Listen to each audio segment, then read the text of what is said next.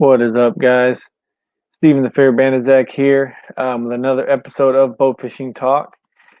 Today, I just wanted to go over some different types of arrows and their applications and when I use which ones and why. Um, I just want to go over that a little bit today. I want to give a shout out first to B Boxing News for their donation after the last podcast. I do appreciate that. Um, I got my boat fixed finally. So I'm hoping to get out on the water and do some fishing next week. As soon as I got it fixed. This Texas blizzard hit, which I know a lot of you northerners out there are going to make fun of us down here, but we're not prepped for that kind of stuff. So everybody's slipping and sliding down the road and crashing everywhere because we got a tiny bit of ice. But that is all going to end next week, and it is going to get warm, and I should be out in the water making some videos for you guys. Um, but yeah, let's dive into it. I just want to go over a little bit of arrows. So the first thing I wanted to do is go over a couple arrows that I would not recommend anybody getting. Just because I went through a lot of experimenting and wasted a lot of time and money on some things. Um, so let's check that real quick. The first one I would not recommend you getting is these bad boys here from Academy. I mean, you're looking at that price tag; it's like $4.99. It sounds good. You think, man, I could buy 4 or 5 of these for the price of a regular arrow. It ain't worth it. You're gonna shoot half a fish, and these tips will come off either inside the fish or the barbs will just break off. You still have a shaft left over, even if the tip comes off, but the shaft isn't the greatest either. I don't even know about the holding power of the arrow um, because I've never got that far. So I think we bought quite a few, and one fish, maybe two fish, sayonara. They're out of there. So that 4.99 arrow at Academy, don't pick it up. Um, would not recommend that one. Next one I would not recommend these True Glows. So they have a spring on here. You take this spring and you squeeze it in, and then your bars will flip backwards. Pull it out, you squeeze it and flip it back. It seemed like a good idea, but I think from when we're talking about shooting fish, especially big fish, or from a moving boat, these things right here seem to fail a lot. Anytime you get a big fish and it yanks on that thing real hard, those barbs are going to flip backwards, and you're going to lose that fish. We tested a lot of these when I was in Louisiana on some redfish, and uh, it didn't go over well. We lost a ton of fish. Every big fish we shot got off, essentially. Um, so the price is not bad on these. I think they're like $16. Um, for that price, it seems like a good idea, but I wouldn't go for it. It's not worth the money. This next one here, well, hold on, I got some stuff popping up here. Computer, it's crazy. This next one here, these Muzzy 3 blades.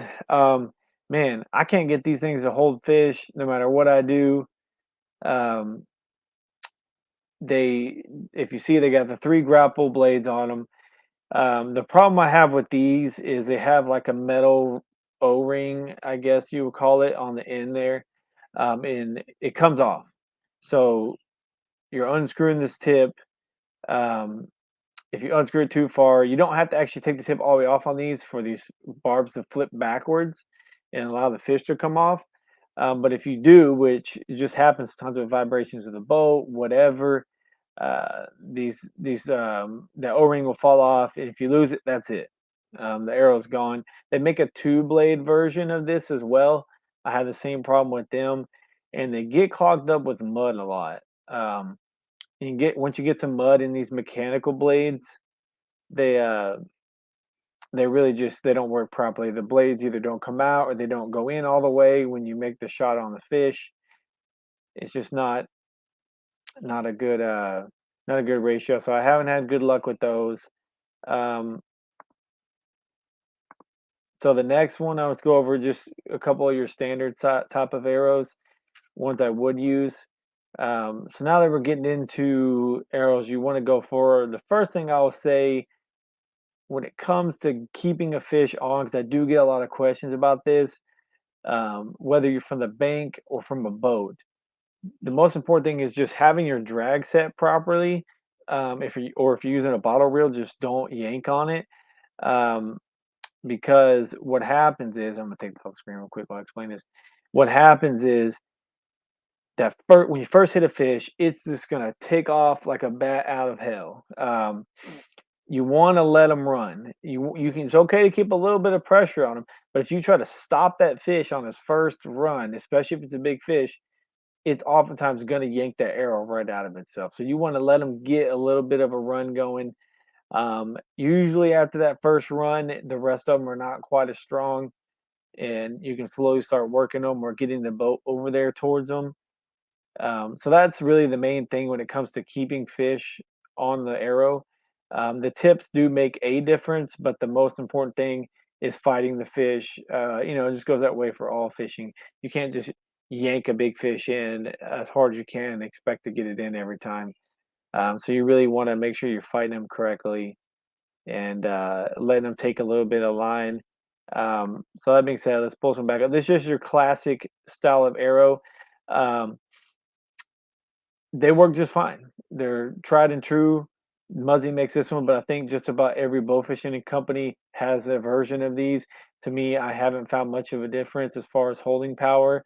They're durable. The tips are durable, and they'll hold fish. And the good thing about these is they have a good balance between being able to hold fish and also being able to get them off quickly. Like me, I'm driving the airboat. I don't want to have to let go of the stick and drive and spend 30 seconds, a minute trying to get a fish off. I need to be able to get that fish off and get back to steering so I'm not crashing into the wall and stuff. Um, so these ones right here, the price tags on them good. You can usually find them for about 15 bucks. Uh, they work for pretty much all applications from a boat. I particularly, if I'm shooting from the shore, specifically long range shots from the bridges and things, these are the tips I shoot. And the reason why is because they have the lightest tip. If you're fishing from a boat or real close range, you don't really notice so much. Um, you don't really notice as much the weight of the tips, but when you're shooting off a bridge or off a dam, those heavy tips will cause your arrow to dip.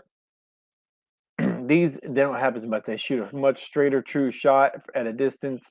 So anytime I'm shooting off of bridges, anytime I'm shooting off of dams, anything longer than 20, 30 feet, these are the arrows I'm going with just for that reason. The next one on the list here is your TNT 4 barbs. These are fixed barb arrows. There's a couple other companies that make these as well. Cajun makes some, and I'm sure there's other companies. These are good arrows, man. As far as holding fish, you cannot go wrong with these. They will hold a fish all day long. The only complaint with these types of fixed barb tips is you do have to unscrew the tip completely before you can pull it out of the fish, um, which does take longer. You can't just put the half the tip and flip the bars backwards and take them off, but they are going to hold fish. TNT makes a 2 barb and a 3 barb as well. I know Cajun does also, I believe, but I always recommend getting the 4 barb in these because these barbs do bend, and eventually they will break on you. So if one breaks, you still have 3, and that's still going to hold plenty of fish. And if one of those breaks, then you're still going to have 2, and that's still going to hold fish. So you can get a lot of use out of these, especially if you do it right. You're not just flinging fish off because that's what's going to bend the barbs. I know a lot of diehards, they will live and die by these tips. I don't you shoot them that much. I have plenty in the past, and I have buddies that do, and they really like these. I just don't use them a lot of times because I do like to shake fish off, and you just can't shake fish off with them without risking breaking some breaking some of the barbs off. So um, let's go to the next arrows here. I'll tell you what, these right here, the AMS Anchors, used to be my favorite tip to shoot. Even at that high price tag of in the $30, these things have a great ratio. They fly well. This is probably the only non-traditional tip or a grapple blade tip that's light enough if you're shooting it from a distance off a bridge, 30, 40, 50, 60 yards. The weight of the tip doesn't cause your arrow to dip down. But as of recent, every one of these I've bought from AMS, either the tip has came off inside of the fish or just the arrow itself has broken in half. I don't feel like I used to have that problem. It's really been more of a recent thing, but probably the last 10 that I've bought, this is what they've done. So I don't, I can't keep spending 35 bucks, 32 bucks, 33 bucks on these tips if I'm just gonna shoot. Some of them didn't even make it through the night. So, and I'm not a numbers guy. I don't go out and shoot 1,000 fish. So I probably shot 10 fish or something, and they were coming off inside the fish. So I don't know what's going on with them. I don't know why they're breaking so much now. Um, but I have bought these tips individually and put them on my fin finder shafts and drilled them in myself, and I've done better that way. But a lot of times I'm lazy, man. I don't want to go through all that work. If I'm already paying 35 bucks for them, I want them to work. So I wouldn't go with these anymore, to be honest with you, until whatever they got going on, whatever's causing these arrows to be more fragile than they used to be. Um, I just stay away from for that price tag. It's not worth it. So next,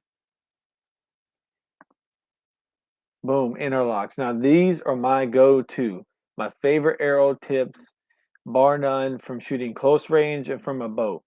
I wouldn't recommend shooting these off the dam because they have the biggest and the heaviest and the bulkiest tips of any arrow that I've used. And they will mess your trajectory up big time if you're trying to shoot far with them. That arrow will just just dip right down. But if you're on a boat, you're shooting down, or you're on a bank and you're shooting the fishes right there, you're still shooting straight down.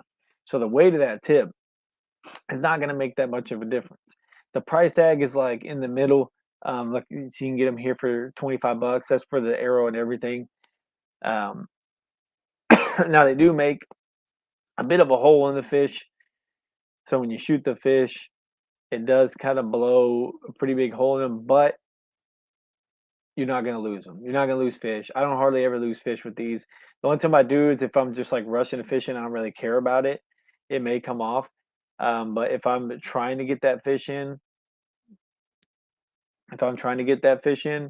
I'm not gonna lose fish with these interlocks. They're go-to. The tips do dull on them from hitting a few rocks because it's a real pointy style tip, and those usually don't have the durability, but you just throw it on a grinder, sharpen it up real quick. It takes 2 seconds, not a big deal. Um, so yeah, that's the arrows I wanted to go over today. There's a bunch more on the market, but that kind of covers the general idea of the different style of arrows. There's probably a little bit of difference from brand to brand, um, but there's really not that much of a difference, in my opinion. I haven't seen that much difference between, as long as you're using the same type of arrow, it seems to be pretty consistent with each other to me. But the main thing is just fighting the fish correctly, making sure you have enough poundage on your bow to get full penetration. If you're shooting those interlock arrows, you're gonna need a little bit more poundage, just because they are a bigger tip and you're gonna have to get in there a little further. Those standard size arrows, you don't have to get very much penetration before they start grabbing. Whereas the interlocks and your three fixed grapple hooks do need a little bit more penetration. So hope that was some good info for you guys. I just want to throw a quick video out here. Um, I appreciate you guys tuning in. That's all I'm going to cover today. I'm going to try to get one of these podcasts out every Friday at 6 o'clock. I was a little late on this one, but hopefully we'll have some more info and kind of going over some fishing trips. I should be back to fishing next week. So once I'm out there fishing, I'll give you all guys some recaps and stuff, and we'll be getting some regular videos out too. So anyway, I appreciate the support. If you want to support the channel, I got my information there. If not, I will catch you guys next time.